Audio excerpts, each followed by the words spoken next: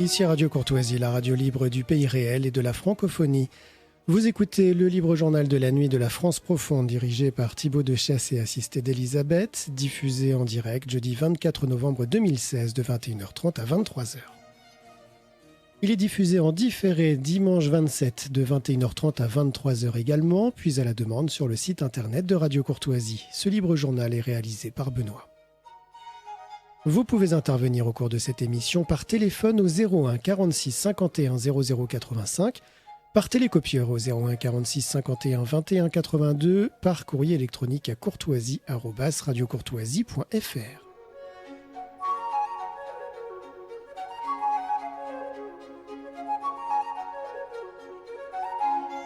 Chers auditeurs de Radio Courtoisie, bonsoir. Thibaut Dechasse au micro pour cette nouvelle émission du Libre Journal de la France profonde, qui a donc lieu désormais les jeudis des semaines A du cycle des émissions de notre radio. Ce soir, nous allons parler d'une question qui fait aujourd'hui peu débat en France, il faut le dire. Après avoir secoué l'Occident, une question qui l'a ébranlé même, cet Occident, pendant des décennies, avec des conséquences religieuses, philosophiques, sociales et politiques considérables. Il s'agit de la question des origines de l'humanité et de l'opposition entre les approches évolutionniste et créationniste, pour employer des mots simples et courants, la question du rapport entre Bible et science.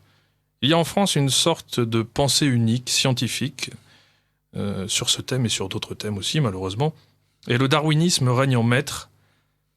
La théorie de l'évolution n'est justement, dans les faits et dans les manuels scolaires, plus présentée comme une théorie, mais comme une certitude scientifique. Alors signalons qu'aux États-Unis, il en est tout autrement et qu'il y a une grande liberté de discussion sur ces sujets. L'évolutionnisme, et en particulier l'idée qu'une espèce peut aboutir à une nouvelle espèce par transformation, reste une théorie avec ses faiblesses et ses failles, dont nous aurons l'occasion de discuter ce soir avec mes invités, qui sont Dominique Tassot. Dominique Tassot, bonsoir. Bonsoir tout le monde. Vous êtes écrivain et président du Centre d'études et de prospective sur la science, le CEP. Vous êtes l'auteur notamment de La Revanche du lièvre, publié chez Via Romana en 2013, de L'évolution, une difficulté pour la science, un danger pour la foi, publié chez Teki en 2009, et de La Bible au risque de la science, publié chez François-Xavier de Guibert. Nous avons aussi dans le studio Alain Pascal. Ami de la Résistance, bonsoir. Voilà, vous commencez à être connu des auditeurs de ce libre journal. Vous êtes écrivain et spécialiste de ce que j'appelle l'histoire occulte. Voilà. Et puis je suis assisté ce soir d'Elisabeth. Bonsoir Thibaut Dechasse. Alors, rentrons dans le vif du sujet. Je vous rappelle tout de même, chers auditeurs, que si vous nous écoutez en direct, donc ce jeudi 24 novembre, vous êtes invités à participer à cette discussion en nous faisant parvenir vos messages, vos questions, vos remarques, vos objections même, par téléphone ou par courriel. Alors, Dominique Tassot, pourriez-vous nous présenter l'organisme que vous présidez, le CEP ?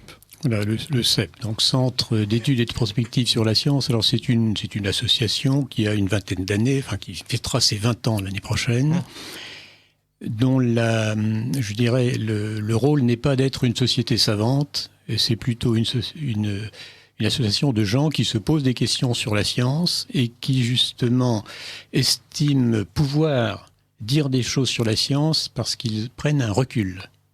Si vous voulez, la grande difficulté aujourd'hui, c'est que les gens sont immergés dans une vision du monde qui est dictée par la science. Donc c'est la science qui vous dit d'où nous allons, d'où nous venons, où nous allons, depuis combien de temps ça dure, etc. Donc la science dit la vérité sur les choses et de ce fait, il est difficile de juger cette science puisqu'on est absolument impliqué dedans. Alors l'originalité du CEP, c'est de considérer que dans ce domaine, comme dans beaucoup d'autres, il y a une révélation, c'est-à-dire il y a un certain nombre d'indications qui transcendent, si vous voulez, les connaissances empiriques que nous pouvons avoir et qu'on trouve dans un livre très particulier qui s'appelle la Bible. Donc c'est une sorte de dialectique entre les indications de la Bible et ce que disent les théories scientifiques, et donc nous nous autorisons à porter un regard critique sur un grand nombre de théories scientifiques, d'une part parce que justement en tant que théories elles sont critiquables, c'est d'ailleurs, vous savez que même les épistémologues aujourd'hui considèrent que la réfutabilité est un critère de scientificité. Et une des raisons pour lesquelles la théorie de l'évolution n'est pas une théorie scientifique, c'est que précisément, elle n'est pas réfutable. Ça a été dit par Popper, si vous voulez. Bon, elle n'est pas réfutable, c'est parce que c'est une logomachie qui interprète les faits, et donc on ne peut pas la réfuter au sens classique du terme. C'est-à-dire que elle ne fait pas de prédictions qu'on pourrait infirmer ou confirmer, etc. Alors comme on l'a dit tout à l'heure, justement c'est une théorie, puis en même temps c'est présenté comme un fait, donc on n'a pas la grande force des faits, c'est qu'on n'a pas à les démontrer, les faits se constatent. Alors à partir du moment où on dit que l'évolution est un fait, il n'y a pas de discussion. Et donc pardon de vous couper, mais ça n'est pas une démarche scientifique de refuser la discussion sur une théorie. Donc aujourd'hui le dogme scientifique c'est la théorie de l'évolution, et c'est une sorte de dogme. On n'a pas le droit de le remettre en question ? Mais en fait, c'est même pas une théorie. Alors c'est tout à fait étrange, si vous voulez, le statut épistémologique de l'évolution. Parce que les gens qui défendent cette thèse, c'est une thèse. Alors c'est grosso modo c'est une thèse qui est enseignée aux enfants comme une certitude. À l'école, comme en France en tout cas, comme un fait. Comme un fait, justement. Alors que ça n'est pas un fait. Est-ce une thèse, est une théorie, c'est un fait. On est dans le flou le plus complet, et ce flou, évidemment, est dommageable pour la pensée. Parce que celui qui réfléchit, toute réflexion a pour but d'aller vers une vérité, et à partir du moment où on est dans le flou, il est impossible de cheminer vers la vérité. Et une des objections que faisait, par exemple, William Thomson à cette thèse. Alors Thomson, c'est un cas intéressant parce que Thomson était biologiste en chef du Commonwealth, membre de la Royal Society, donc un biologiste tout à fait bienvenu, diplômé et qualifié.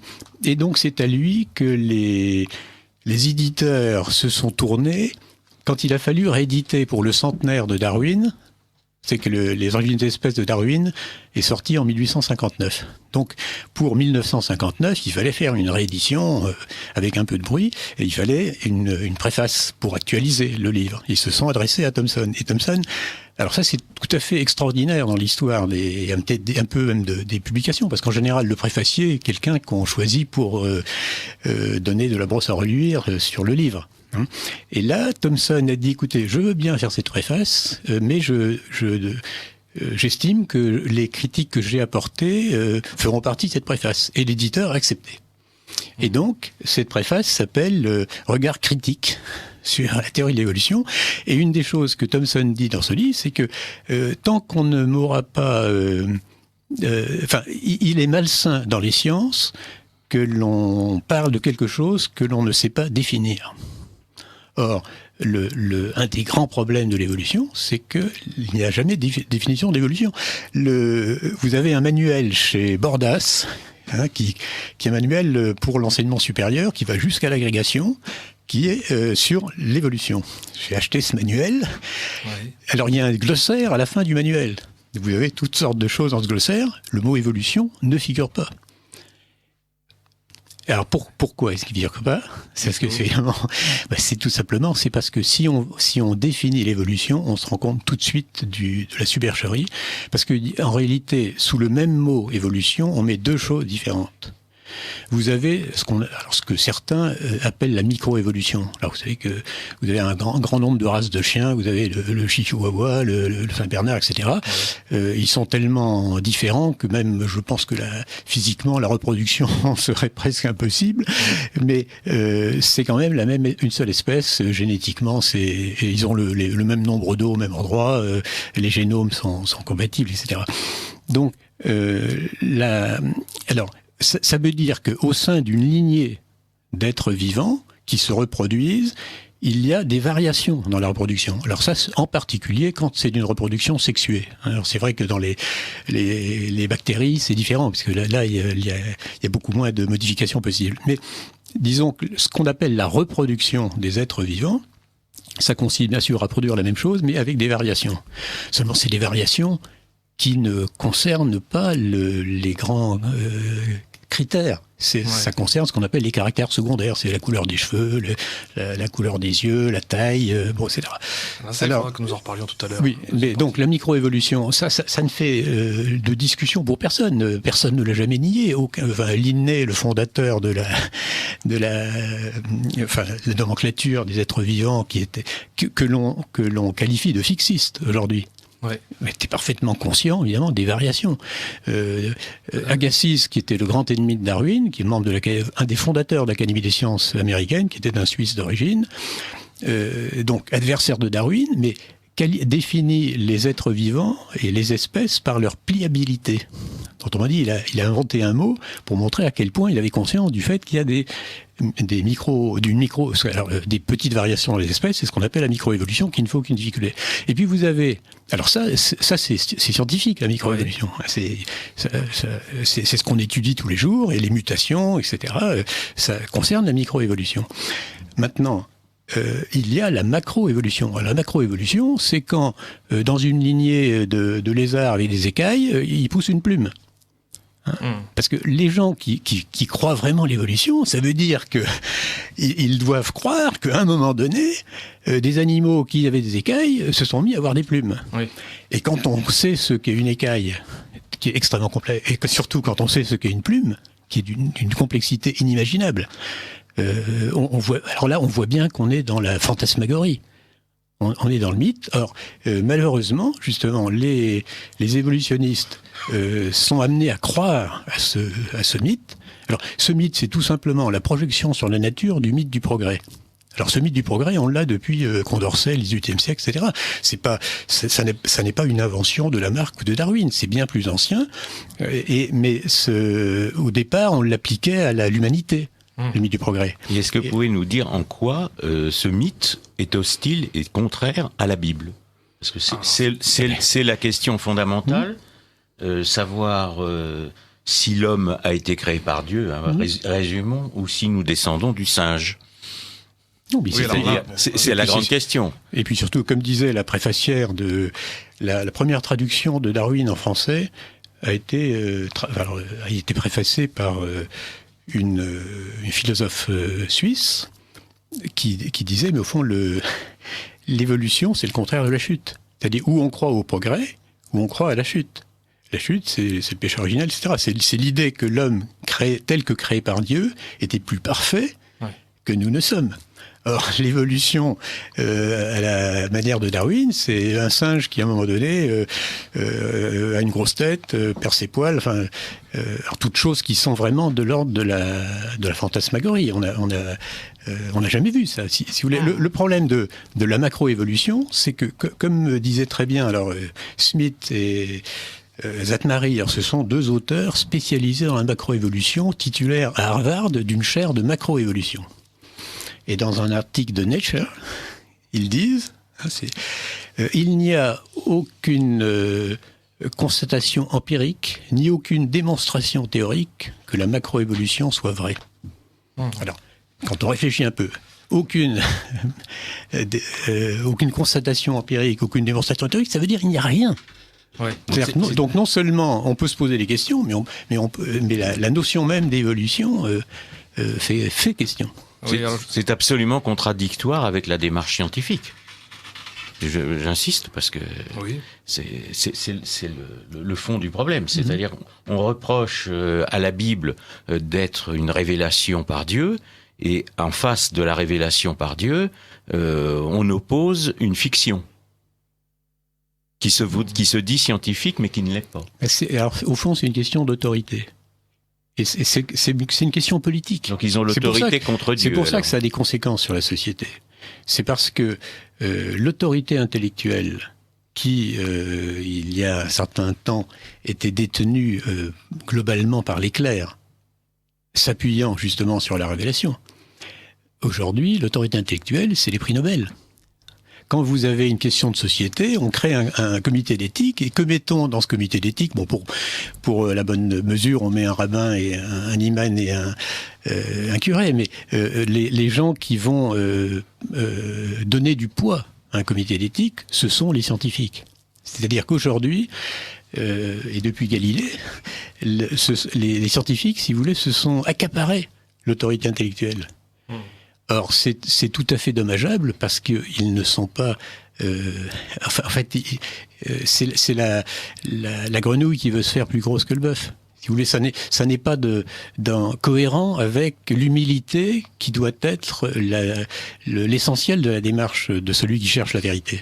Ouais. C'est pour ça d'ailleurs qu'il y a une contradiction entre les chercheurs et les enseignants. Alors ça, c'est aussi un des problèmes de la communauté scientifique, c'est que pour enseigner quelque chose, il faut y croire. Un bon enseignant, on doit croire. Et un bon chercheur, c'est quelqu'un qui doit douter. C'est pour ça que souvent, ce ne sont pas les mêmes personnes qui enseignent et qui trouvent. Et malheureusement, la société est victime de cette espèce d'OPA des scientifiques sur l'autorité intellectuelle, alors qu'ils ne sont pas capables de l'exercer. Mais c'est un petit peu le triomphe de la technique aussi. La science est là pour nous parler de la technique, comment une chose est-elle possible non matériellement. C'est ça, alors ça en fait partie, c'est pour ça qu'il y a le lien avec l'idée de progrès, si vous voulez, parce qu'on a assimilé le progrès au progrès technique. Et c'est vrai que ce progrès technique est alimenté par les découvertes scientifiques. Moi, si vous voulez, je ne suis pas du tout contre la science. Il faut bien, au contraire. Vous êtes vous-même scientifique, de formation oui, scientifique. Bien sûr, oui. Mais le problème, c'est de mettre chaque chose à sa place. Dans une société en ordre, chacun reste à sa place. Et on a aujourd'hui une emprise disproportionnée sur la société, non pas des scientifiques, si vous voulez. Le scientifique lambda, il fait son travail, en général c'est un salarié. Alors ça, c'est une grande différence avec la science d'il y a même un siècle ou 2 siècles. Je veux dire, Lavoisier n'était pas un salarié. Lavoisier était quelqu'un. En plus, il avait une profession bien rémunérée, c'est comme vous savez, et ça lui donnait les moyens de faire des expériences. Et donc, il était parfaitement libre dans la manière de conduire ces expériences. Tandis qu'aujourd'hui, alors ça c'est dramatique, 99,9% des chercheurs sont des salariés dont le travail doit entrer dans le cadre d'un budget de recherche. Donc ils sont obligés. Alors on parlait tout à l'heure de pensée unique. En fait, il y a un scientifiquement correct. Et si vous n'êtes pas dans la ligne, vous n'avez pas de crédit. C'est ça. Et vous ne pouvez pas publier. Et ça, c'est tous les jours. C'est pas un savant maudit tous les 10 ans qu'il y a. Sur cette question, mais sur d'autres aussi. Je pense notamment à la question de la race. Aujourd'hui, il y a un scientifiquement correct là-dessus qui veut nous dire, en France en tout cas, que les races humaines n'existent pas. Voilà, avec toutes les conséquences ensuite que ça peut avoir, politique notamment. Et encore une fois, aux États-Unis, c'est très différent, je n'en fais pas un modèle, mais la communauté scientifique débat sur ces questions, les avis différents sont autorisés. Ce qui m'intéresserait de savoir, c'est sur un plan purement scientifique, vous avez fait avec le CEP un colloque il y a peu de temps, enfin c'était il y a une dizaine de jours de mémoire, qui s'appelait « La pertinence de la vision chrétienne du monde ». Donc, faut-il opposer la vision chrétienne du monde à la science? Ou au contraire, peut-on les faire se concorder? Non, il ne faut pas l'opposer à la science, au contraire. La science a toute sa place, a d'autant plus sa place dans la vision chrétienne du monde que la science européenne est issue de la vision chrétienne du monde. C'est-à-dire que le concept de création est un concept indispensable à la notion de loi de la nature qui n'existait pas en Chine, qui n'existait pas en Grèce, qui est vraiment une invention européenne. Alors, que s'est-il passé? C'est que les Européens d'un côté, ont reçu de la Grèce l'esprit scientifique, la logique, le raisonnement, etc. Et ils ont reçu de la Bible la notion de création, c'est-à-dire l'idée qu'il y a un être tout-puissant, intelligent, qui a créé les choses dans un but. Donc tout a une raison d'être, tout a un sens. Il y a des lois. La formule est de Descartes, mais elle est très juste. C'est-à-dire que Dieu a établi des lois en la nature, comme un roi établit des lois en son royaume. Alors cette notion de loi de la nature, elle est fondamentale pour la recherche scientifique. Ça veut dire qu'il y a quelque chose à trouver. Donc, il y a en fait des régularités. Un ordre naturel qui a été créé par Dieu, et la science d'aujourd'hui prétend connaître la nature en dehors de son créateur, en faisant négation de son créateur. On pourrait comprendre la nature, la démarche scientifique moderne serait de comprendre la nature en dehors de son créateur, sans comprendre pourquoi elle a été créée finalement. C'est-à-dire, on peut faire de la science sans être chrétien. Ça n'était pas le cas il y a 2 siècles, mais c'est le cas aujourd'hui. Mais ce que je veux dire, c'est que la démarche scientifique, en fait, présuppose qu'il y a justement des choses à trouver, qu'il y a des régularités, que si la pierre tombe vers le bas hier et aujourd'hui, demain il en sera de même. Parce que justement, depuis ce qu'on appelle le 7e jour de la création, Dieu s'est reposé de créer. Il a cessé de créer, donc il a délégué la nature aux lois à des causes secondes, et la science s'occupe de découvrir comment fonctionnent les causes secondes. Mais c'est des causes secondes parce qu'il y a une cause première. Et c'est la cause première qui nous fait croire que ces causes secondes sont intelligibles, qu'elles sont en plus mesurables. Dieu a tout créé avec nombre, poids et mesure. Donc c'est cette vision biblique du monde qui a été vraiment le foyer où s'est constituée la science européenne. Donc on peut absolument pas opposer la science avec la vision biblique du monde. Non, mais d'ailleurs l'Église a été le mécène et le gardien de la science en Occident pendant très très longtemps. Non pas son ennemi. Jusqu'à la Renaissance. Ouais. Jusqu'à la Renaissance, la première rupture, ce sont les initiés de la Renaissance qui rompent avec l'Église. Mais l'Église a toujours soutenu les scientifiques, contrairement à ce que l'on entend très souvent. Je voudrais juste dire là un mot. Attendez juste un instant, s'il vous plaît, Alain Pascal. Nous avons un message d'auditeur qui vaut d'être lu, je pense. Oui, alors nous avons une question. Pouvez-vous nous préciser la distinction entre évolution et transformisme ? Il faut définir quelques termes. Effectivement, le mot transformisme était en usage, disons, surtout avant la guerre de 40. Alors, transformisme, c'est-à-dire on passe d'une forme à une autre. Alors, c'est l'expression qu'employait Lamarck, par exemple. Donc, vous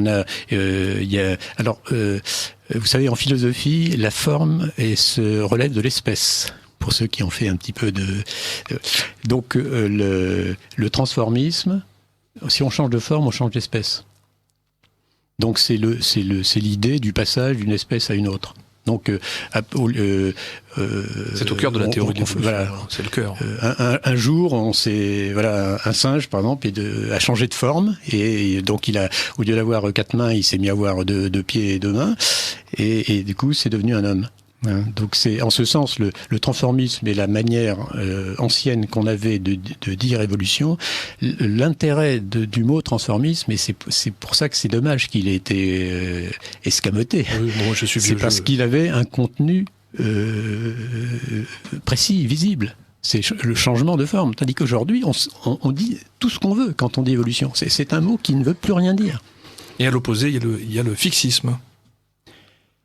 Que vous pourriez définir. Oui, mais alors justement, alors il y a le fixisme tel qu'il est, il a toujours été défendu par les adversaires des évolutionnistes, mais qui n'est pas un fixisme. Si vous voulez, personne n'a jamais dit je suis fixiste, venez à moi, etc. Non, ce qu'on appelle les fixistes, c'est des gens comme Linné ou comme Cuvier qui est quand même le fondateur de la paléontologie. Mais Cuvier remarquait que si loin qu'on aille, même dans les tombes égyptiennes, etc., un chat, dans une tombe égyptienne de 4000 ans, c'est toujours un chat. Il faut quand même bien voir que Alors donc, ce qu'on appelle les fixistes, c'est ceux qui pensent que dans la reproduction qui se fait au sein d'une espèce, on ne sort jamais de certaines limites quant au changement, aux transformations. Donc par exemple, on peut devenir souvent il y a un coefficient de 1,8 par exemple entre le plus grand et le plus petit entre un pygmée et un bantou, ouais. Vous avez mais pas de 1 à 100. Je comprends bien. Donc c'est ce genre de que vous reprenez donc ce qu'on appelle le fixisme, c'est ça, c'est de dire il y a des traits permanents et la reproduction. Et c'est parfaitement vrai. Et vous avez même quelqu'un comme Pierre-Paul Grasset, qui était titulaire à la Sorbonne de la chaire d'évolution. Oui. Donc Grasset est un des derniers qui est justement lancé plein de mises en garde sur l'évolution. Et il disait, mais si on voulait démontrer la stabilité des espèces, alors ça c'est un mot très important, la stabilité des espèces. Grasset disait, mais toutes les expériences qu'on fait sur la drosophile ou sur les bactéries, justement, il n'y a pas de meilleure preuve de la stabilité des espèces. Très bien. Alors, je voudrais que nous parlions un peu plus précisément. Voilà. Je voudrais que vous parliez des livres de Dominique Tassot. D'abord de La Revanche du lièvre ou de la portée scientifique de l'écriture. C'est son deuxième titre. Pouvez-vous, Dominique Tassot, nous présenter pour les auditeurs de Radio Courtoisie ce livre justement, pourquoi La Revanche du lièvre? Oui, alors ça, vous expliquez ça. Alors ce livre répond à une demande. Ou presque à une commande. D'où vous est venu quelqu'un qui m'a dit il faut écrire sur ce thème, et je pensais n'écrire qu'un article, et puis c'est devenu un livre. Alors pourquoi La Revanche du lièvre? C'est parce que dans le livre du Lévitique, donc il est dit que le lièvre est un ruminant.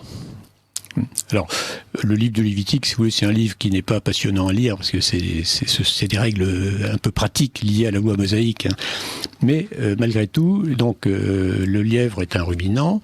Or, disons au XVIIIe siècle, où l'anatomie s'est beaucoup développée, si vous voulez, on est arrivé à une notion de rumination, et on a considéré que le ruminant type, c'était la vache. La vache a un estomac en 4 parties, dont le rumen, et le lièvre a un estomac en 2 parties. Donc, la science montrait que le lièvre ne pouvait pas être un ruminant, puisqu'il n'a pas un estomac comme les ruminants. Et donc la Bible... Donc on s'est beaucoup moqué. Donc c'était la preuve que la Bible n'est pas inspirée, parce que... Alors ça, c'est un point très important, c'est que si la Bible est inspirée par Dieu, normalement, sait comment, c'est ce qu'est un ruminant. Enfin, c'est comment il a fait le lièvre. Donc, Dieu n'a pas de raison d'inspirer à l'écrivain sacré quelque chose qui soit faux et vérifiable. Parce que le problème des gens qui disent il faut surtout dans la Bible, il faut mettre de côté. Alors évidemment, la Bible en matière de foi, de mœurs, là c'est sensationnel, etc. Mais alors, vous comprenez, un berger palestinien au IVe siècle après Jésus-Christ, comment pouvait-il, etc. Bon, donc on a justement cette idée de déprécier tout ce qui n'est pas spirituel dans la Bible, en disant c'est les croyances pratiques qu'avaient les gens à l'époque, mais évidemment maintenant, maintenant nous avons la science, nous sommes, etc. Alors, La Revanche du lièvre, c'était donc l'exemple type qui prouvait que dans la Bible, même si on croit à ce qui est invérifiable, par contre, en ce qui concerne les choses vérifiables, c'est-à-dire les choses pratiques, historiques, etc., il faut surtout pas croire que la Bible est ce qu'on appelle inhérente. Alors ça, c'est un mot... L'inhérence, c'est un mot qui est assez souvent absent des dictionnaires parce qu'il ne s'applique qu'à la Bible. C'est le seul livre pour lequel on a imaginé de dire qu'il ne pouvait pas y avoir d'erreur. Et non seulement on a imaginé de le dire, mais c'est pratiquement un dogme catholique, avec un grand nombre de... Alors je cite un grand nombre de textes qui... J'ai sous les yeux Humani Generis, encyclique de Pie XII. Il aborde un petit peu ces questions, justement.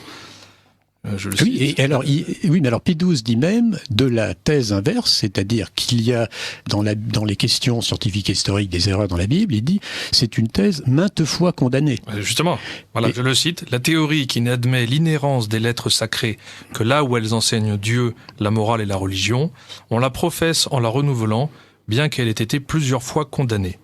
Alors c'était condamné par Léon XIII, par Pie X, par Benoît XIV. Benoît XV, pardon, et par Pie XII. Et par Pie XII ici. Donc c'est alors ce qui est extraordinaire. L'inhérence des lettres sacrées est condamnée. Ce qui est extraordinaire, c'est que cette thèse, dont Pie XII dit qu'elle est maintes fois condamnée, qui est quand même une thèse absolument fondamentale, parce que ça revient à dire que je veux dire pour tous ces clercs dont c'est le métier finalement, je veux dire, c'est des gens qui vivent de l'autorité de la Bible.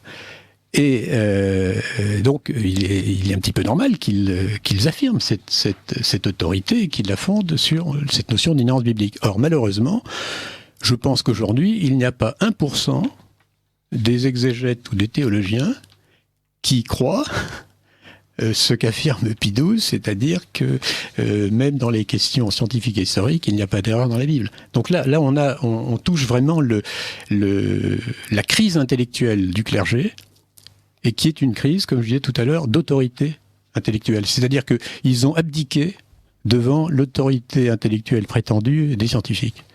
Et ça, c'est pas d'aujourd'hui. Cet après-midi, je lisais dans le dictionnaire de la Bible. Alors, le dictionnaire de la Bible, c'est un énorme dictionnaire en je sais pas combien de volumes, et dans à la cosmogonie mosaïque. Donc c'est en 1912. C'est Vigouroux qui est l'auteur le principal de ce dictionnaire, qui était aussi secrétaire de la commission biblique pontificale. Donc ce sont des gens qui ont eu un poids intellectuel important dans l'Église catholique. Il se félicite du fait. Alors il cite Haeckel, qui est justement celui qui a traduit Darwin en allemand, qui a été le champ du darwinisme en Europe pendant 30 ans, qui était anticlérical, rationaliste, etc. Dont l'œuvre était traduite en français et tirée à des centaines de milliers d'exemplaires. Et Haeckel, qui est l'inventeur d'une religion. Vous êtes en train de parler de science, mais il faudrait que les auditeurs sachent que ça va beaucoup plus loin que la science. Alain Parce Pascal. que Haeckel, c'est le théoricien du monisme. Et c'est aussi celui qui a affirmé que finalement la seule religion qui n'était pas à réformer, c'était l'islam. Donc il y a un appel à l'islamisation qui est lié à l'évolutionnisme. Alors quel est le raisonnement on n'est pas simplement dans une discussion absolument. scientifique. Non, mais tout se tient. Parce que là, vous êtes dans des explications très savantes, mais ce qu'il y a de parfait dans vos livres, et je pense surtout au livre qui s'appelle La Bible au risque de la science, dont j'espère on va parler un petit peu plus, c'est que vous décrivez les conséquences sur la vie politique des affirmations des pseudo-scientifiques évolutionnistes. Oui, c'est-à-dire effectivement le transfert de l'autorité intellectuelle du clergé vers les scientifiques et vers les scientifiques autoproclamés est un drame politique gigantesque. Parce que ce que disait effectivement Haeckel est toute l'autorité intellectuelle ne revient pas nécessairement à l'Église. Absolument. Mais disons que c'est le fait, en dernier ressort, d'appuyer l'autorité sur la parole de Dieu. C'est-à-dire que, d'une certaine façon, l'intelligence suprême, c'est l'intelligence divine. Donc, d'une certaine façon, toute vérité doit se raccorder à une vérité théologique. Oui, alors pour nous qui sommes des chrétiens, mais les savants, parce que le problème, c'est les croyances cachées, en fait, des fondateurs de la science moderne et des scientifiques d'aujourd'hui. Ils ne croient pas dans la religion biblique, ils croient dans une religion cosmique. C'est aussi une des raisons pour lesquelles l'islam peut leur plaire, c'est que, comme je l'ai expliqué dans un de mes livres, l'islam n'est pas la troisième religion de la Bible, mais est une religion cosmique. Donc elle est moins opposée à la vision cosmique des scientifiques. Ce que je voudrais... C'est bien ce que dit Haeckel d'ailleurs. C'est ce que dit Haeckel. Oui, c'est parce que pour lui, il n'y a pas dans l'islam d'anthropomorphisme. Parce que le problème, c'est que lui, évidemment, il était pour la religion cosmique des savants, la religion d'Einstein, etc. Mais il avait bien conscience que ce type de religiosité ne pouvait pas intéresser monsieur tout le monde. Qu'il fallait un niveau culturel très élevé pour donner c'est comme le New Age, si on veut, aujourd'hui. Alors, il faut une religion pour le peuple. Laquelle ? Eh bien, l'islam a l'avantage incomparable de ne pas avoir d'anthropomorphisme.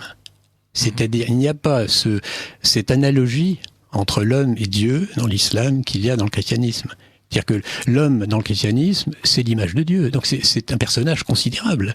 Il n'y a rien au-dessus de l'homme dans l'univers, dans les étoiles, etc. Et ça, c'est prodigieux. Enfin, c'est prodigieux et ça fait réfléchir et c'est important. Et c'est ça que Satan cherche à détruire. Et dans ce sens, il est évident que l'islam est une religion basique, accessible à tout le monde, et qui évite de donner à l'homme toute l'importance qui lui est donnée dans le christianisme. Et tout ça vient des croyances antichrétiennes des premiers fondateurs de la science moderne.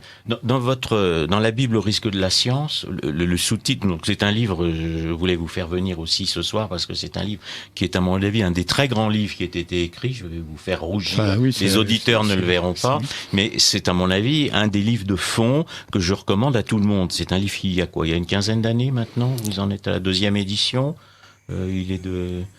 Enfin, non, ça va faire 20 ans. Ça fait 20 ans. Enfin, il demeure et vous partez de Galilée parce que finalement, le premier qui est séparé la science de la théologie, c'est Galilée. Je voudrais que vous nous parliez de Galilée parce que je voudrais qu'on parle, moi, des croyances inavouées de ceux qui prétendent être des scientifiques et qui ont des croyances cachées.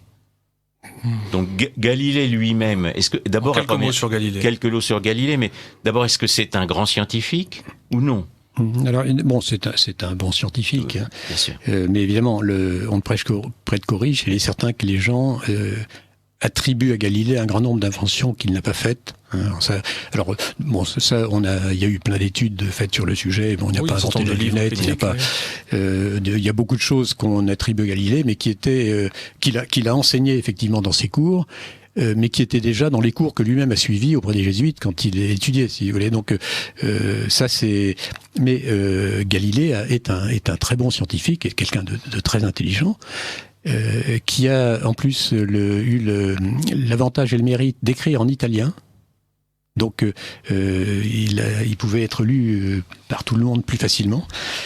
Mais le point qui me semble important, c'est qu'il a fait une distinction entre ce qu'il appelle les doctrines opinables et les doctrines démontrables. Alors, préciser. Aujourd'hui, alors dans son esprit, les doctrines démontrables, c'était ce que lui produisait. C'était cette science de mécanique ou d'astronomie à laquelle il s'attachait. Et les doctrines opinables, c'était la théologie. Opinable, ça veut dire que on peut défendre le pour, on peut défendre le contre, et puis on peut discuter indéfiniment, tandis que dans le domaine du démontrable, comme disait Leibniz, ne discutons plus, calculons. Alors, ça, c'est de ce point de vue-là, c'est une distinction bien pensée, qui n'est pas entièrement fausse, mais qui a eu des conséquences très importantes, parce que c'est justement à partir de là que se fait le basculement de l'autorité intellectuelle. C'est ceux qui exercent qui exposent les doctrines démontrables, qui sont qui connaissent le mieux la vérité, parce que le théologien, bien sûr, il trouve la vérité dans la Bible, mais il interprète la Bible. Tandis que le physicien n'interprète pas. Donc il a nié la capacité des théologiens à interpréter la Bible. Il a supplanté, la science a supplanté l'autorité théologique. Mais en un sens, il y a toujours cette dimension d'interprétation dans la Bible. C'est ce qui fait toute la difficulté, d'ailleurs, de l'exégèse en particulier. Non, l'erreur de Galilée, c'est surtout d'avoir confondu les mathématiques et la science. En fait, c'était le mathématicus du duc de Florence. Donc, c'est un mathématicien. Or, il est certain qu'en mathématiques, on peut avoir des certitudes. Pourquoi ? Parce que l'être mathématique, sur lequel on fait des calculs, s'épuise dans la définition qu'on en donne. Donc tout est dans la définition. Il y a rien à donc on peut avoir une certitude presque absolue, parce que vous savez il y a les théorèmes de Gödel maintenant. Mais vous savez que tout ça a des conséquences absolument gigantesques. Les mathématiques, c'est aussi à la base de la philosophie de Descartes, c'est-à-dire de la philosophie moderne. Voilà. Alors le drame, c'est que la science, la physique, la chimie, etc., ça n'est pas des mathématiques. C'est-à-dire que l'objet de la science, des vraies sciences, des sciences, cet objet, il ne s'épuise pas dans la définition qu'on en donne. Quand vous dites l'eau c'est H2O, c'est ridicule. J'ai vu un jour un schéma d'une molécule d'eau, il y en avait une page à 4 avec des traits dans tous les sens. Enfin, c'est la réalité, c'est comme entre la carte et le paysage. Alors, le grand drame, c'est que Galilée, qui a des mérites sur le plan scientifique, alors il a beaucoup de torts, et puis évidemment, oui, c'était un cas psychique. Ce qui lui a été reproché. Oui, c'est le mythe Galilée, parce Tassos. qu'il y a un mythe Galilée qui a été créé par les encyclopédistes, notamment le fameux La Terre qui tourne, qui aurait valu sa condamnation, et pas du tout, parce qu'il n'est pas établi historiquement qu'il ait jamais prononcé cette phrase. C'est une invention des encyclopédistes. Ouais. Par contre, il avait mis en cause l'écriture, et c'est bien pour cela qu'il a été condamné. Et il n'avait pas, c'est pas le fait d'être copernicien. On dit que Galilée était copernicien, mais vous allez dire mieux que moi que Copernic, lui, n'a jamais été condamné. Il n'y a jamais eu d'affaire Copernic. Le fait que la Terre tourne autour du Soleil est totalement indifférent. Oui, d'ailleurs, le pape, à une époque, lui avait donné un manuscrit. Alors, à l'époque, un très beau cadeau, c'était de donner un manuscrit de l'Antiquité. Ouais. D'une œuvre de l'époque gallo-romaine. Eh bien, le pape, je ne sais plus lequel, a donné à Copernic, qui était venu lui faire un exposé de son système dans les jardins du Vatican, un manuscrit antique. Donc ça, c'est pour dire que manifestement, les papes de la Renaissance étaient tout à fait favorables aux recherches scientifiques. Parce qu'on oppose très souvent l'Église à la connaissance scientifique, alors que c'est le contraire. Je crois aussi ce qui a été reproché à Galilée par l'Église, c'est sa démarche, son attitude un peu agressive, irrespectueuse, et puis le fait d'asséner ses théories. C'est lié au procès de l'héliocentrisme. D'une certaine façon, voilà. Il lui a reproché un manque peut-être de prudence et de précaution dans l'exposé. Lorsqu'il y a un procès de l'héliocentrisme au début du XVIIe siècle, il s'était engagé à ne pas affirmer les thèses comme certaines tant qu'il les aurait pas démontrées. Or en fait, à cette époque-là, personne n'avait vraiment démontré. Le premier qui démontre l'héliocentrisme, c'est Copernic qui en a l'intuition, si on peut dire, qui en émet l'hypothèse. Le premier, c'est Kepler, et à l'époque, Galilée ne pouvait pas, personne ne l'avait vraiment prouvé. Donc il y a eu un procès de l'héliocentrisme.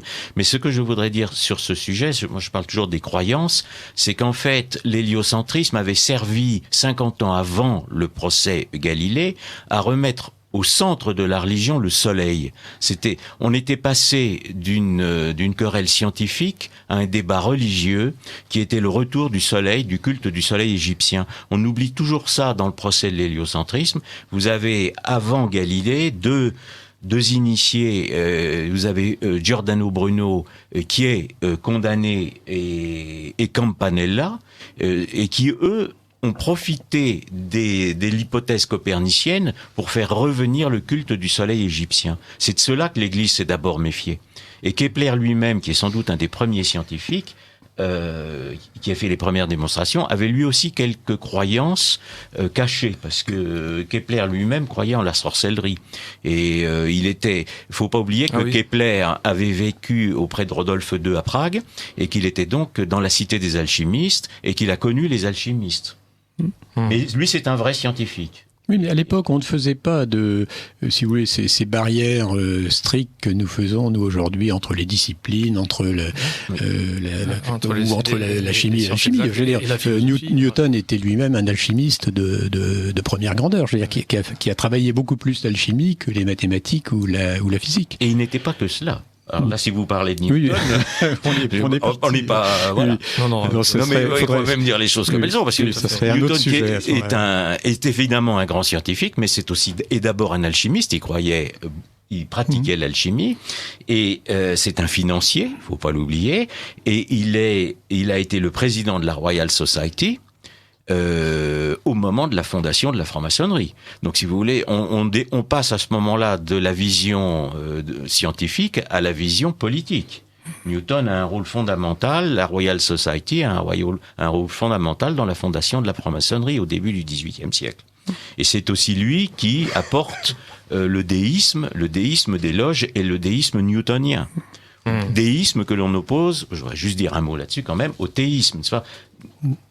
Théos, Dieu, le créateur, le déisme, c'est un démiurge qui est interne au cosmos.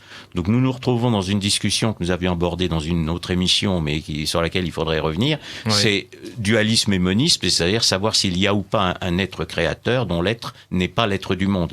C'est extrêmement important parce que on parlait tout à l'heure de Haeckel et de Darwin. ils croient au monisme. Ce sont des monistes. Donc nous sommes aujourd'hui enfermés dans une vision je vais y arriver, en métaphysique moniste et non plus dualiste. C'est-à-dire monisme de la matière. La matière, il n'y a que la matière. Évidemment, la matière pense. Donc la matière pense. Voilà. La pensée dans la matière, on a envie de dire où. Bon. Attendez, Dominique Tassot, pour les auditeurs de Radio Courtoisie, je crois que vous n'êtes pas venu à bout de votre anecdote sur le titre du livre, La revanche du lièvre. On n'a pas parlé de la revanche. Effectivement, on a dit que pendant 2 siècles, on a considéré que l'affirmation dans la Bible que le lièvre était un ruminant était la preuve qu'il y avait des erreurs scientifiques dans la Bible. Et ça n'est que depuis... Alors, ça avait déjà été aperçu par un vétérinaire ou deux à la fin du 19e siècle, mais c'est surtout depuis les années 50 qu'il y a maintenant un consensus des biologistes pour dire que le lièvre, effectivement, est un ruminant. Seulement, il ne rumine pas de la même façon que la vache. Alors, vous savez que la vache, c'est par l'ésophage que le bol alimentaire remonte dans la bouche et puis après redescend pour traverser l'intestin. Et la remontée du bol alimentaire chez le lièvre, elle se fait à l'extérieur. C'est-à-dire que de nuit, le lièvre ou le lapin va chercher des petites boules rondes, comme des petites boules de réglisse, à l'anus, avec la bouche, il les avale et se fait la deuxième digestion qui est la rumination. Donc ce qui fait la rumination, c'est la présence de bactéries dans le rumen qui transforment les végétaux, parce que les animaux comme le lièvre ou la vache, etc., mangent principalement des végétaux. Et néanmoins, ils fabriquent des protéines. C'est la fabrication de protéines à partir des végétaux, évidemment, c'est une synthèse, c'est fait par des bactéries qui sont dans le rumen. Et donc la rumination, c'est une opération biochimique et c'est aussi la remontée du bol alimentaire. Et le lièvre est un ruminant. Et il y a même un oiseau en Amérique du Sud, le wadzin, qui est considéré comme un ruminant. Ah oui. Bon. En effet, savoureuse anecdote. Je vais maintenant passer la parole à Elisabeth. Oui, pour rappeler un petit peu où nous en sommes. Donc vous êtes sur Radio Courtoisie, à l'écoute du Libre Journal de la France Profonde, dirigé par Thibaut de Chassey. Cette émission est diffusée en direct jusqu'à 23h et en différé le dimanche 27 novembre, entre 21h30 et 23h. Nos invités donc sont Dominique Tassot, écrivain, président du Centre d'études et de prospective sur la science, et puis Alain Pascal, écrivain spécialiste de l'histoire occulte, dont les livres sont publiés aux éditions des Cimes. Alors, je vais enchaîner sur une question des auditeurs. Avant, je rappelle que voilà, si vous avez des questions, n'hésitez pas à nous contacter. Les thèmes de ce soir sont Bible et sciences, ou évolution ou création.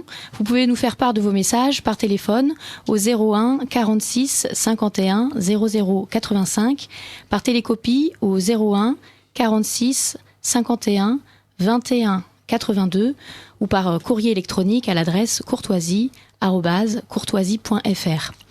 Voilà, alors nous avons une question pour revenir à des considérations un peu techniques, mais la contestation d'une évolution due à des mutations stochastiques, que vous pourrez peut-être définir, alors c'est une chose, et puis la contestation de toute évolution, c'en est une autre.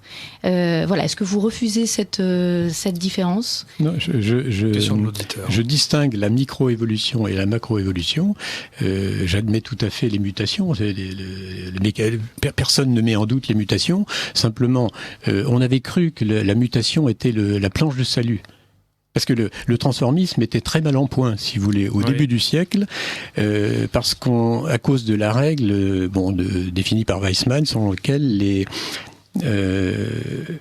les transformations que le mode de vie d'un être vivant, etc., n'atteint que son soma et pas son germène. Donc, autrement dit, il y avait les cellules germinatives, reproductives, les gamètes, qui, elles, n'étaient pas affectées par ce qui arrive dans l'existence.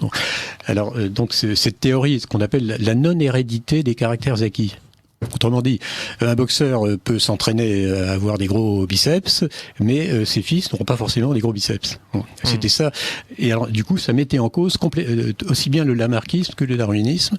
Et la théorie des mutations est venue sauver, en apparence, sauver la mise. C'est-à-dire, on a dit, voilà, la mutation crée la variation, transmissible, héréditaire, et la sélection naturelle, évidemment, retient la variation positive. Donc on avait, avec c'est ce qu'on appelle la théorie synthétique de l'évolution, c'est-à-dire en mélangeant la notion de mutation et la sélection naturelle, on pouvait rendre compte d'une évolution possible. Le problème, c'est que quand on a fait cette hypothèse, on ne savait pas ce qu'étaient réellement les mutations. Mais aujourd'hui, on a presque un siècle de recul sur les mutations, et comme je le disais à propos de Grasset tout à l'heure, maintenant on sait très bien que les mutations ne sortent jamais du cadre de l'espèce. Donc les mutations sont une confirmation de la stabilité de l'espèce, c'est-à-dire que malgré toutes les tortures, tout ce à quoi on a soumis les malheureuses drosophiles ou les souris de Michourine, etc., ça reste toujours des drosophiles, ça reste toujours des souris. Elisabeth, il y avait une autre question peut-être ? Oui, alors une autre question assez technique, mais qui va nous permettre de rebondir sans doute. Donc l'auditeur cite le biologiste et statisticien Georges Sallet, qui a écrit un livre « Hasard et certitude », dans lequel il calcule la probabilité de la création aléatoire d'un organe. Et il arrive, malgré des hypothèses favorables à la base, à une probabilité qui viole la loi de Borel. Autrement dit, c'est tellement improbable que c'est impossible. C'est 10 puissance 240, je crois. Enfin, on a un chiffre qui a été considéré comme un seuil d'improbabilité tel que c'était impossible. Il y avait le hasard et la nécessité. Là, c'est le hasard et la certitude. Mais d'ailleurs, c'est une sorte de réplique. C'est une réplique. Oui. Parce que ça aussi, c'était une démonstration extraordinaire de mémoire. C'était de dire finalement, la science n'a pas d'autre explication que de dire que c'est Dieu qui a créé la matière. Mais nous le refusons. Voilà. C'était la position de Monod. Et je profite de... Tout le démontre, mais nous le refusons. De cet intermède pour dire que le CEP publie une revue trimestrielle, et dans le dernier numéro de cette revue, je lis un courrier de lecteur du père Yannick Bonnet. Alors pour ceux qui le connaissent, Yannick Bonnet, c'est un chimiste qui était directeur c'est un ancien polytechnicien qui est devenu chimiste, qui était directeur de l'école de chimie de Lyon. Et il est aujourd'hui prêtre. Et dans ce courrier des lecteurs, il dit, quant à l'impossibilité de passer de molécules organiques à un simple acide aminé, alors un acide aminé c'est une molécule relativement courte, mais c'est l'idée qu'on va pouvoir faire par synthèse. Donc c'est l'homme qui le fait, c'est pas la nature qui fait ça au hasard, c'est l'homme qui fabrique tout un appareillage pour arriver à fabriquer un acide aminé. Eh bien, il dit, mais c'est pour passer des molécules organiques à un simple acide aminé, c'est impossible. C'est exactement les conclusions qui me paraissaient évidentes quand je ramais pour arriver à synthétiser en N étapes, nécessitant un énorme travail pour optimiser les paramètres du milieu réactionnel, des molécules infiniment moins complexes que celles indispensables à la vie. La théorie de l'évolution, pour moi, c'est de l'ordre des contes de fées. Alors, c'est l'expression de Jean Rostand, mais l'intérêt de Yannick Bonnet, c'est écrit en 2016 par quelqu'un qui a dirigé une école de chimie. Vous parlez d'un ecclésiastique, je voudrais que vous dire un mot du père Garrigou-Lagrange, parce que le sous-titre de votre livre, La Bible au risque de la science, c'est de Galilée au père Lagrange. Oui, mais c'est pas le père Garrigou-Lagrange. C'est pas Garrigou-Lagrange. Non, c'est l'exégète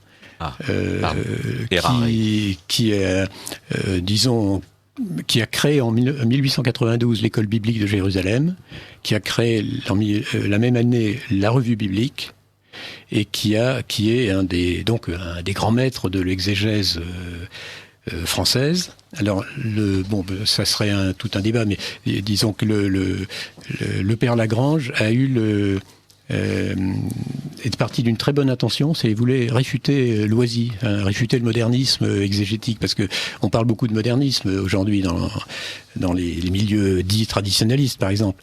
Mais le modernisme est sorti du modernisme exégétique.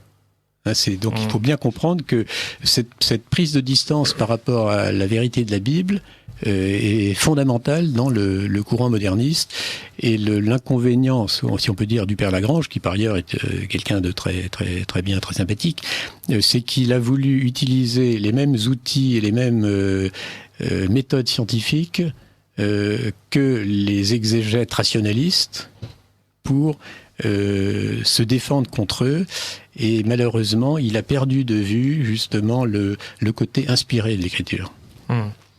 C'est à la fois, effectivement, il faut lire la Bible avec toutes les méthodes littéraires ou autres qui sont à la disposition des savants, mais en même temps, il ne faut pas perdre de vue le fait que l'auteur n'est pas un simple auteur humain. Oui. Pour l'Église, évidemment, c'est Dieu qui inspire l'auteur et voilà, qui prend des mots humains. Alors justement, puisque nous parlons de la Bible, donc nous avons rappelé tout à l'heure que pour l'Église, la Bible ne peut pas se tromper, y compris au sens dans les littéral. Questions scientifiques et historiques, oui. Voilà, y compris au sens littéral. Oui, mais par contre, le lecteur, lui, peut se tromper. Oui, bien sûr. Dans son interprétation. Cependant, il est admis que, comment dire, on peut prendre certains mots dans un sens impropre et non pas au sens propre. Par exemple, je cite une réponse de la commission biblique du 30 juin 1909, commission biblique dont le pape a rappelé par un motu proprio en 1907 l'autorité de ses décisions. Donc la commission biblique répondait à la question suivante. Dans cette désignation et cette distinction des 6 jours dont il est question dans le premier chapitre de la Genèse, le mot yom, donc jour, peut-il être compris aussi bien au sens propre, comme un jour naturel, que dans un sens impropre, comme un certain laps de temps? Et est-il permis de discuter de cette question entre exégètes? Réponse, oui. Oui, je pense que la discussion entre exégètes et de toute façon est toujours une bonne chose parce que souvent par la discussion à l'interprétation. Souvent beaucoup d'erreurs viennent du fait qu'on croit avoir compris. Et c'est d'une manière générale. C'est tout le problème de l'autorité de la personne qui interprète l'écriture. Je ne voudrais pas dire du mal des protestants, mais l'interprétation individuelle est à la source de toutes les erreurs, et notamment de l'erreur moderniste. Mais surtout à la source de la multiplicité des sectes protestantes. Bien sûr. Parce que là c'est une machine à diviser. Alors Pascal et Dominique Tassot, je voulais aussi préciser quelque chose ou insister sur le fait que l'Église se montre très prudente sur ces questions. Et les papes se sont exprimés de façon assez nuancée et assez réservée sur cette question de la théorie de l'évolution. Pie XII, j'en reviens à lui, le dernier pape catholique traditionnel, qui devrait faire l'unanimité chez beaucoup d'auditeurs en tout cas, toujours dans cette encyclique Humani Generis en 1950. Je le cite. Le magistère de l'Église n'interdit pas que la doctrine de l'évolution, dans la mesure où elle recherche l'origine du corps humain à partir d'une manière déjà existante et vivante, car la foi catholique nous ordonne de maintenir la création immédiate des âmes par Dieu, soit l'objet, dans l'état actuel des sciences et de la théologie, d'enquêtes et de débats entre les savants de l'un et de l'autre parti. Donc il parle de la doctrine de l'évolution. Il faut pourtant que les raisons de chaque opinion, celles des partisans comme celles des adversaires, soient pesées et jugées avec le sérieux, la modération et la retenue qui s'imposent, à cette condition que tous soient prêts à se soumettre au jugement de l'Église, à qui le mandat a été confié par le Christ d'interpréter avec autorité les saintes Écritures et de protéger les dogmes de la foi. Cette liberté de discussion, je cite toujours Pie XII, certains cependant la violent trop témérairement. Ne se comporte-t-il pas comme si l'origine du corps humain, à partir d'une matière déjà existante et vivante, était à cette heure absolument certaine et pleinement démontrée par les indices jusqu'ici découverts et parce que le raisonnement en a déduit? Et comme si rien dans les sources de la révélation divine n'imposait sur ce point la plus grande prudence et la plus grande modération. Voilà, donc prudence et modération de la part du magistère de l'Église, oui, en tout cas, sûr, oui. Non, mais qui ne s'est pas prononcé formellement sur un certain nombre d'aspects et de théories. Donc, la discussion... Ça a toujours été le cas. L'Église a toujours été extrêmement prudente. Alors on lui a reproché de ne pas accepter les découvertes scientifiques immédiatement, mais elle voulait d'abord ne pas s'engager sur un domaine qui n'est pas le sien propre, et évidemment éviter les reproches qu'on lui ferait immédiatement. Ça a été, quand on parlait de Galilée tout à l'heure, ça a été l'un des problèmes de l'héliocentrisme. C'est le temps de réaction de l'Église, évidemment, en face d'une découverte scientifique. Oui, alors, ceci dit, évidemment, Pie XII est quelqu'un qui avait un très grand respect pour la science, un très grand respect pour les intellectuels, etc. Et malheureusement... entre le début du XXe siècle et 1950, année du Humani Generis, enfin, un très grand nombre des intellectuels catholiques s'étaient absolument persuadés de l'antiquité de la Terre. Alors, si vous voulez, alors là, on touche le problème de la chronologie, parce que derrière la question de la commission biblique de 1909, oui. c'est la question des aires géologiques qui est posée, parce qu'en 1909, il y avait dans l'Église ce qu'on a appelé le concordisme. Alors le concordisme, ou le système concordiste, ça consistait à dire les jours de la création, jour 1, jour 2, jour 1, ça représente les aires géologiques. Et c'est pour ça qu'on voit apparaître d'abord la mer, puis les poissons, et puis les mammifères et l'homme. Bon. Donc on avait une sorte, vu de loin, on avait une sorte de convergence entre les phases successives que l'on trouve dans la Genèse, et puis les apparitions successives que les évolutionnistes voient dans l'arbre de la vie. Vous savez, une espèce on part de la Bible, et puis après on arrive jusqu'à l'homme, etc. Alors le drame, c'est que les concordistes, les concordistes de l'époque, c'est en particulier, c'était Vigouroux, dans le dictionnaire de la Bible, c'est un dictionnaire concordiste. On fait l'erreur justement de croire que la géologie était une science certaine. Et alors aujourd'hui, on a le temps à passer, on a du recul. Et, personnellement, je pense que les aires géologiques n'ont jamais existé. Parce que tout simplement, il est absolument impensable que pendant toute une période, il n'y ait que du calcaire qui se dépose, ou que pendant toute une période, il n'y ait que du sable qui se dépose. Donc, si vous voulez, on a, on s'est, alors, on a fait une chronologie de la Terre basée sur la stratigraphie, et en considérant que la base de la chronologie devait être le principe de superposition. Le principe de superposition, c'est que ce qui est plus bas est plus vieux que ce qui est au-dessus. Alors, il est évident que quand on verse, quand on met des papiers sur un bureau, c'est le principe de superposition qui s'applique. C'est la feuille qui est sur le dessus qui est la dernière posée. Maintenant, quand dans un verre vous versez de l'huile, du mercure et de l'eau, vous ne direz pas que l'huile est plus jeune que le mercure, parce qu'il y a un phénomène mécanique qui a joué. C'est-à-dire que la densité et la non-miscibilité ont fait que vous avez une superposition. Donc la superposition peut résulter d'autre chose que le temps.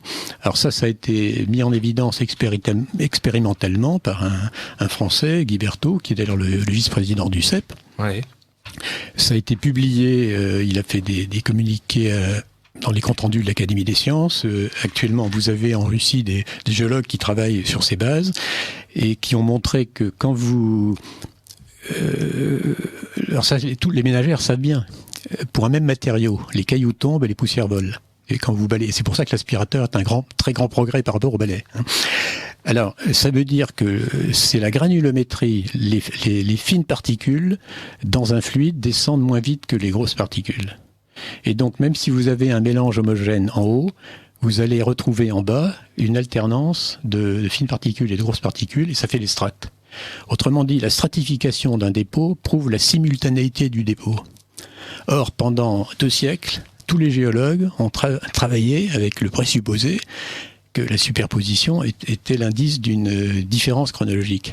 Donc on nous invente des datations. C'est-à-dire que toutes les chronologies sont fausses, et non seulement, alors évidemment la chronologie stratigraphique est fausse puisqu'elle est basée sur un principe qui ne se vérifie pas. Mais alors on va dire mais les radioéléments ont été étalonnés sur la stratigraphie. Et quand on a...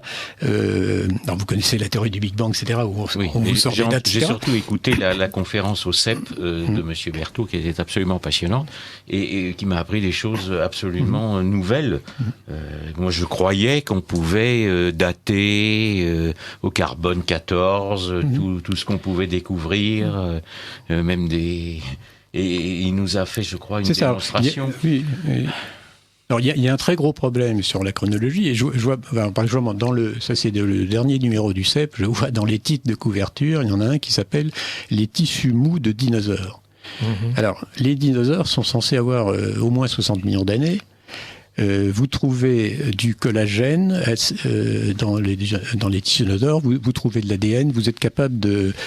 autrement dit, il y a des matières organiques analysables par le carbone 14. Hein. Je lisais récemment, on a trouvé une sèche, donc un poulpe fossile, daté de 150 millions d'années. La poche d'encre, on a pu écrire avec l'encre de la poche d'encre. Bon. Alors, il n'est pas crédible que on puisse avoir encore... En plus, théoriquement, la fossilisation, c'est la transformation du matériau organique par un matériau minéral, avec le temps. C'est ça la fossilisation.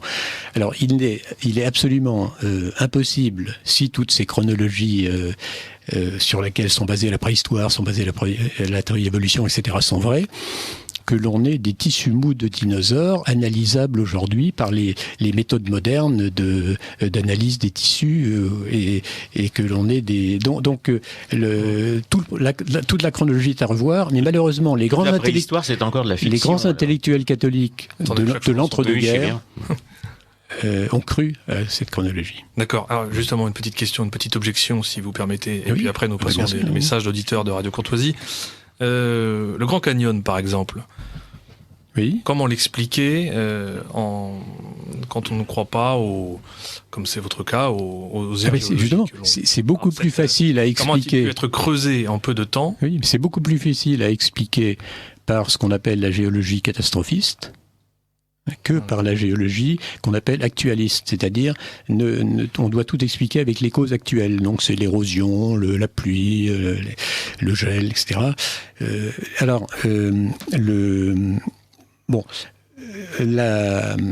Les géologues pendant longtemps ont considéré qu'il fallait distinguer les phénomènes capables de créer des paysages et les phénomènes qui font l'altération des paysages.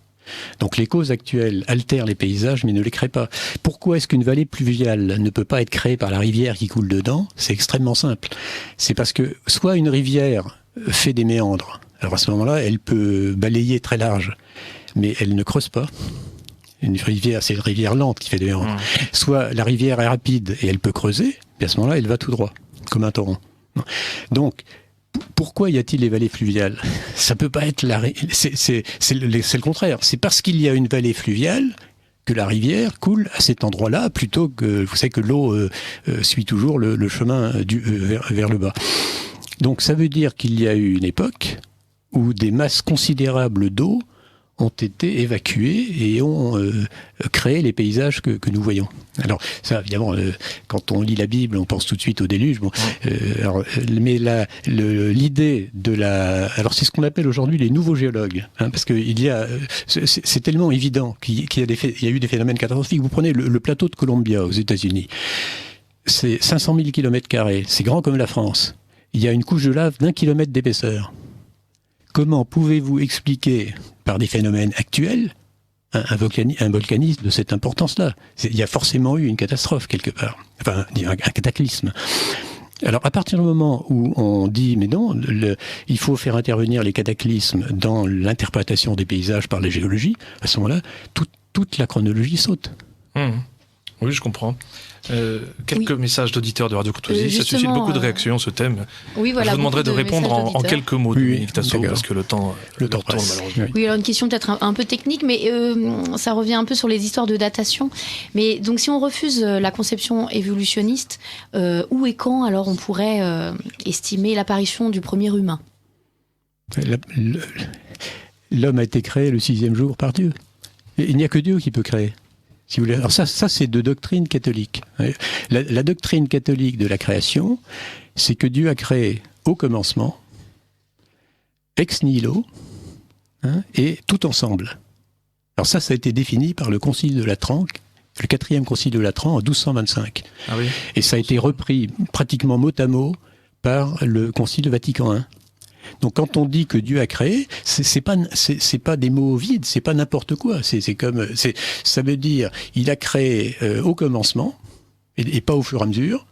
Il a créé ex nihilo et pas à partir de... Alors évidemment on dit dans la Bible que les eaux foisonnent, etc. Mais c'est Dieu qui agit, c'est pas les causes secondes. Donc vous avez, alors ça c'est prodigieusement fructueux, si vous voulez, dans la vision biblique du monde, c'est que vous avez l'ordre de la création, puis l'ordre de la providence. Nous vivons dans l'ordre de la providence. C'est-à-dire qu'il y a des lois naturelles, il y a des causes secondes, et la science est possible. Mais la création, c'est Dieu qui agit, il n'y a pas de loi. Il parle à son commandement, les arbres apparaissent, etc. Et le fameux problème de l'œuf et de la poule, c'est pas un problème. Dieu ne crée pas des œufs, il crée des poules. Dieu est tout puissant. Un des grands problèmes, un des drames du monde moderne, c'est qu'on ne veut pas que Dieu soit Dieu. Mais il faut que Dieu soit Dieu. D'ailleurs, à un moment donné, Jésus répond aux Sadducéens, il dit « Vous êtes dans l'erreur parce que vous méconnaissez les Écritures et la puissance de Dieu. » C'est exactement le même problème aujourd'hui. On méconnaît les Écritures, c'est-à-dire on méconnaît la qualité de vérité qu'il y a dans la Bible, et on méconnaît la puissance de Dieu. C'est-à-dire on ne veut pas que Dieu soit capable, par la parole, de créer quelque chose. Mais l'homme veut prendre la place de Dieu, c'est... Autre question d'un auditeur de Radio Courtoisie. Oui, alors justement, donc vous pensez que ce n'est pas crédible l'idée d'un dessein divin qui crée en fait les espèces les unes à partir des autres, parce que si le hasard, voilà c'est ça, si le hasard ne crée rien, ce qui est effectivement apparemment évident, on pourrait penser qu'effectivement Dieu crée à partir des choses déjà existantes. Voilà, alors ça c'est ce qu'on appelle l'évolutionnisme théiste. Hein. Et ce qui est très en intelligent design, voilà, qui est très en anglais. Ah non, c'est pas ça. Non, l'intelligent design d'abord il n'y a pas de position religieuse dans l'intelligent design. C'est un mouvement intellectuel qui au départ voulait être présent à l'université. Ouais. Hein, ils ont perdu malheureusement le procès de Dover. Bon. Mais l'intelligent design, ça consiste simplement justement de dire il y a un dessein intelligent, mais pas forcément divin. On est dans la religion si on met divin. Non. Oui. Si vous voulez donc, laissons de côté l'intelligent design, qui est c'est très intéressant, mais c'est un phénomène américain. Ce qu'on a plutôt ici, en tout cas dans l'Église et que ce soit les Églises protestantes ou l'Église catholique, etc., c'est les gens qui veulent concilier l'évolution et la création en disant mais c'est Dieu. Vous dites vous-même que vous voyez le passage d'une espèce à une autre est impossible. Mais si c'est Dieu est tout puissant. Donc Dieu, il peut le faire. Bon. Donc vous avez c'est une position très très confortable, l'évolutionnisme théiste, parce qu'à ce moment-là, on est d'accord avec les évolutionnistes, donc on ne se crête pas le chignon, on n'est pas obligé de dire aux autres qu'ils ont tort, c'est toujours mal poli de dire aux gens qu'ils se trompent. Et donc tout le monde a raison. Mais c'est Dieu qui, justement, toutes ces impossibilités du saut qualitatif qui permet de passer de l'écaille à la plume, etc., il n'y a plus de difficulté. Dieu peut tout. Alors, le point faible de cette théorie, c'est que Dieu peut tout sauf certaines choses. Dieu ne peut pas se contredire, et il ne peut pas se suicider, etc. Or, dans le premier chapitre de la Genèse, vous avez une formule qui est répétée 10 fois. Alors, une page de la Bible, c'est court. Une formule répétée 10 fois, c'est fantastique. Je veux dire, ça n'arrive pratiquement jamais, même dans des poésies bibliques, etc. Et quelle est la formule qui est répétée 10 fois dans le premier chapitre de la Genèse? C'est pas Dieu est grand, etc. C'est selon son espèce. Ça veut dire, alors ça c'est prodigieux, ça veut dire que d'une certaine façon, Dieu savait qu'il viendrait un moment où la question de l'espèce serait troublée, enfin serait discutée, etc. Et il a mis une sorte de garde-fou dans le premier chapitre de la Genèse en disant que Dieu crée les choses selon leur espèce. Bon, donc et comme il crée ex nihilo, il n'y a aucune raison, si vous voulez. Il y a une autre phrase qui est souvent répétée, c'est « Et Dieu dit que cela était bien ». La création n'est pas le mal. Oui, non, et puis surtout, ça veut dire que Dieu crée des choses parfaites. Voilà. Tandis que l'idée de l'évolutionnisme, c'est quand même l'idée d'un progrès. Alors, il faudrait qu'il y ait des animaux, par exemple, auxquels il manque quelque chose. Ça n'existe pas. Il n'y a pas le moindre animal qui ne soit pas complet. Donc il n'a aucun besoin qu'on lui rajoute un organe. Même si on vous mettait des ailes sur le dos, ça vous gênerait. Oui. Peut-être. Je dirais pas forcément non. Ouais, justement, là, une petite question là, qui me vient, puisque vous parliez tout à l'heure, Dominique Tassot, de la chute des poils. Oui. En vous opposant donc au transformisme. Par exemple, un phénomène humain comme la chair de poule, comment peut-il s'expliquer aujourd'hui dans une optique de stabilité totale? Pour l'humain, la chair de poule aujourd'hui ne sert à rien. Elle est utile quand il y a une très forte pilosité pour les créatures velues, quand elles ont froid ou quand elles ont peur. Les poils se redressent. Non, parce que ça peut s'expliquer. Tout a une raison d'être. Ouais. Un principe général. Donc la chair de poule doit avoir une raison d'être, et la chair de poule, parce que c'est des contractions musculaires qui créent la chair de poule. Quand vous voulez vous réchauffer, vous bougez. Donc, on peut très bien interpréter la chair de poule, qui n'a rien à voir avec une poule ancestrale qui aurait donné naissance à l'humanité. Non, bien sûr. Mais justement, on peut très bien l'interpréter comme une réaction adaptative permettant de se réchauffer. Je vous souviens, j'avais un prof de physique quand j'étais en prépa, qui était toujours en chaussettes de laine, etc. Enfin, c'était un cas un peu particulier. Il s'appelait Buchou. Et alors justement, quand il avait froid, il se contractait. Il contractait tous ses muscles. Et si vous faites ça, même sans bouger, au bout d'un certain temps, forcément, l'énergie déployée vous réchauffe. Mais l'œuf primordial, vous savez que c'est un vieux mythe et que c'était aussi une croyance égyptienne. C'est une des. Il y a une actualité de Darwin et de l'évolutionnisme qui remonte à très très loin. C'est-à-dire que ils n'ont rien inventé finalement. Ils ont repris des croyances très très très anciennes, des mythes très anciens. L'œuf cosmique, le mythe de l'œuf cosmique, c'est tout viendrait d'un œuf primordial. Ouais. Bon. Elisabeth, peut-être une autre question plus sérieuse que la mienne, d'un auditeur de Radio Courtoisie. Oui, alors basée sur la notion de progrès, l'évolution au sens de transformisme n'est-elle pas contredite par la loi de l'entropie ? Oui, effectivement, c'est très bonne en remarque. Quelques mots, Dominique. Oui, alors l'entropie, c'est tout simplement, c'est qu'on va du plus vers le moins, du plus organisé vers le moins organisé. Donc je vois autour de cette table, je suis le seul à porter des lunettes, mais vous avez aujourd'hui dans l'humanité un très grand nombre de gens qui ont une insuffisance optique. Des lentilles peut-être. Non, mais il y a peut-être des lentilles, effectivement. Donc là, vous savez très bien que beaucoup d'efforts physiques, par exemple, que faisaient nos ancêtres, on serait plus capable de les faire. Bon. Donc il y a une évolution régressive. Oui, c'était d'ailleurs le titre d'un livre de Salé et Lafont. On a parlé de hasard à certitude tout à l'heure, mais Salé avait fait un livre en 1943 très intéressant qui s'appelle L'évolution régressive. Alors l'évolution régressive, elle est parfaitement attestée. Oui. Enfin, l'homme ne va quand même pas se transformer en singe non plus. Donc c'est possible. Promener dans la rue. À Paris, parfois, j'ai l'impression de croiser le chaînon manquant. C'est vrai. Enfin bref, Dominique Tassot.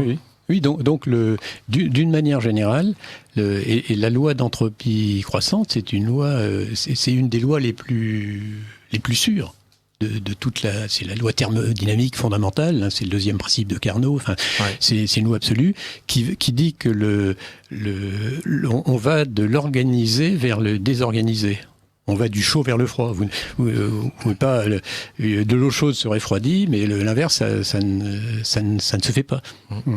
Alors, effectivement, l'idée qu'il y aurait, grâce à une mutation au hasard, une augmentation de l'information, c'est contraire à la loi d'entropie. Parce que c'est ça, l'évolution progressive, c'est l'idée qui s'ajoute de l'information grâce à une mutation.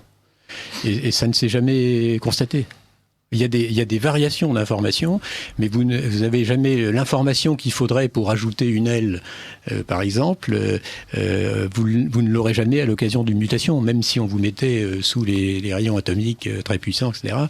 Il faut bien voir que le surhomme, c'est un sous-homme. Si vous voulez, les mutants, en général, ils sont, c'est pas du tout intéressant d'être mutant. En général, l'albino, c'est un mutant. Vous avez, mais en général, les mutations sont nocives. Donc c'est paradoxal de baser toute cette théorie d'évolution, qui est fondamentale quand même pour beaucoup de gens, sur une réalité qui, en pratique, vérifie l'inverse de ce qu'elle prédit. Très bien. Alors une dernière question d'auditeur. Oui, une question plus personnelle, mais d'une pharmacienne qui se sent isolée et qui demande si vous pouvez proposer un axe en fait pour contrecarrer la science sans conscience qui règne et qui se considère comme toute puissante. Ça fera une bonne conclusion. Un acte, un axe, une piste pour résoudre un peu à cette ça. Pharmacienne de s'abonner au CEP. Tout simplement. Voilà. Elle trouvera. Alors d'une part, donner les coordonnées. Sur le site du CEP, elle trouvera 20 ans de publication. Ouais. Alors l'adresse du site, s'il vous plaît. Voilà. Alors le site, c'est le-du-6 cep.org. le-cep.org. Donc sur le site, on a tous les numéros de la revue de plus de 2 ans. Parce qu'on garde quand même les numéros récents pour les abonnés.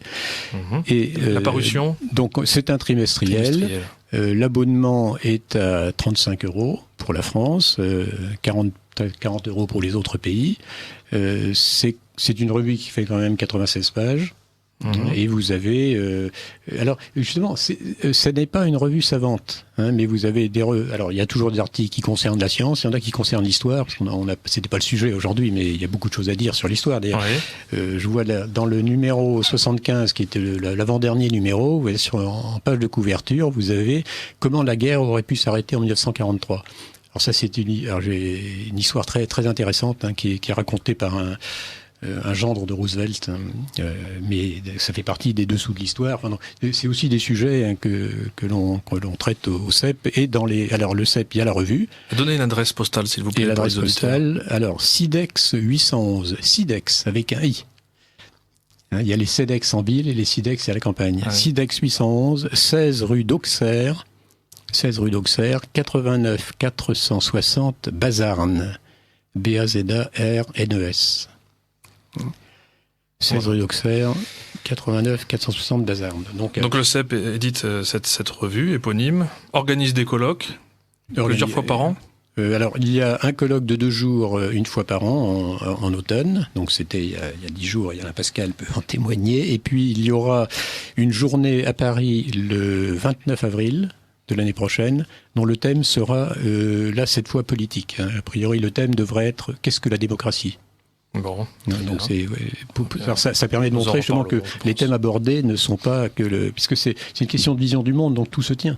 Oui, tout se tient. Et justement, il faut bien voir que la science n'est pas dans son coin et que malheureusement, les scientifiques sont utilisés, sont instrumentalisés par les politiques. Ça va être très, très bien vu par Auguste Comte. Auguste Comte a dit, mais dans la société moderne, toute société a besoin d'une autorité intellectuelle, d'une autorité spirituelle, même, il disait. Comme lui ne voulait pas, évidemment, l'autorité de l'Église, il faut remplacer par autre chose. Et l'ersatz trouvé par Auguste Comte, c'est les savants. Lui-même avait inventé une religion, comme vous savez. Et aujourd'hui, c'est vraiment les savants qui exercent cette espèce d'autorité. C'était le projet Rose-Croix du XVIIe siècle. Alors on en reparlera une autre fois, mais ce sera le thème d'un de mes prochains livres. Pour l'anecdote, lorsque Mao menait sa guerre de conquête de la Chine, lorsque les troupes communistes prenaient un village, la première chose que les cadres, les commissaires politiques organisaient dans le village, c'était une réunion de formation sur le thème de l'évolution et la théorie de Darwin, pour déblayer un petit peu le terrain en quelque sorte et préparer ensuite la formation au communisme et au matérialisme dialectique. Voilà, parce que ça n'aurait pas passé directement. Ça ne prouve pas, ce n'est pas un argument définitif contre cette théorie, mais c'est quand même intéressant de souligner le lien et puis les conséquences que tout ça peut avoir. Voilà, il nous reste quelques minutes pour passer quelques petites annonces qu'on m'a soumises. Alors, Alain Pascal, déjà, vous dédicacerez vos ouvrages très bientôt, ce samedi 26 novembre, à Paris, donc à la Librairie Française, dans le 15e arrondissement, 5 rue Auguste Bartholdi. De quelle heure à quelle heure, le savez-vous ? De 15h à 18h. 15h à 18h. Voilà, c'est tout l'ensemble de la guerre des gnoses et de la trahison des initiés. Enfin, il y a vos 5 ou 6 livres. Oui, la trahison des initiés, Et les 4 tomes de la guerre des gnoses, l'après-Kabbale, Islam et Kabbale contre l'Occident chrétien, la Renaissance, cette imposture dont nous n'avons pas parlé, mais c'est les premiers imposteurs de la science sont à la Renaissance, et la Réforme, cette révolution. Voilà, donc ce sera l'occasion de venir discuter avec vous et de découvrir votre œuvre.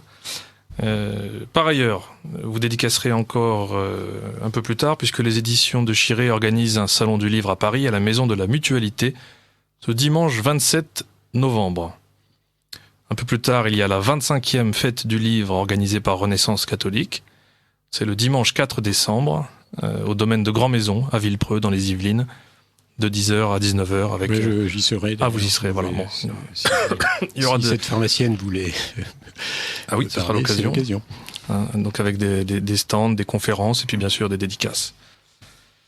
Voilà, que dire d'autre ? Ah oui, le village d'enfants de Riaumont organise son village de Noël. Donc c'est le samedi 10 décembre de 16h à 22h30. Des spectacles, les marionnettes de Saint-Nicolas, une buvette, son et lumière, marché médiéval, chorale polonaise, crèche vivante. Entrée 2 € gratuit pour les moins de 12 ans. Donc c'est à Liévin, département 62. Voilà pour les petites annonces. Je vous rappelle, chers auditeurs, que vous pouvez retrouver les références des livres qui ont été évoqués durant cette émission, donc sur mon site personnel, thibautdechasset.com, thibautdechasey.com. Voilà, il me reste à vous remercier. Les éditions des Cimes, vous pouvez peut-être redonner le... Éditions des Cimes, qu'on peut retrouver à la librairie française, Paris 15e, voilà, où les livres d'Alain Pascal sont publiés. Voilà. Et vos livres, Dominique Tassot, je rappelle, La Revanche du Lièvre chez Via Romana, L'Évolution chez Teki et La Bible au risque de la science chez François-Xavier de Guibert. Il faudra refaire une émission parce qu'il y avait beaucoup de choses à dire. Nous avons effleuré le sujet. Merci Dominique Tassot. Merci Alain Pascal. Merci Elisabeth. Voilà. Merci Benoît à la technique. Bonsoir à tous.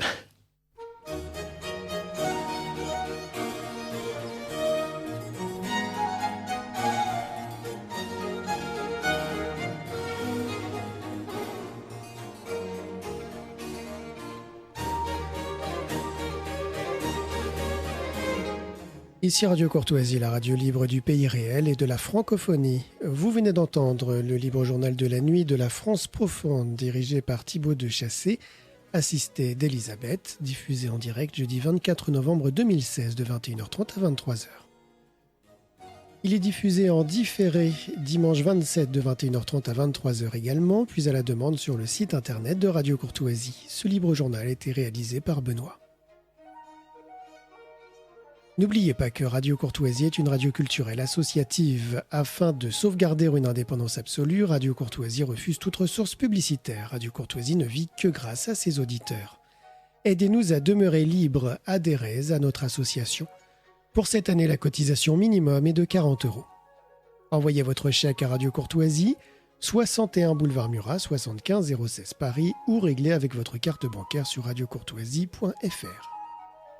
Si vous le désirez, nous pouvons vous faire parvenir un enregistrement de ce libre journal. Commandez le CD-ROM pour le prix franc de port de 9 € ou 6 € seulement si vous êtes adhérent de notre association. Je vous rappelle notre adresse, Radio Courtoisie, 61 boulevard Murat, 75 016 Paris.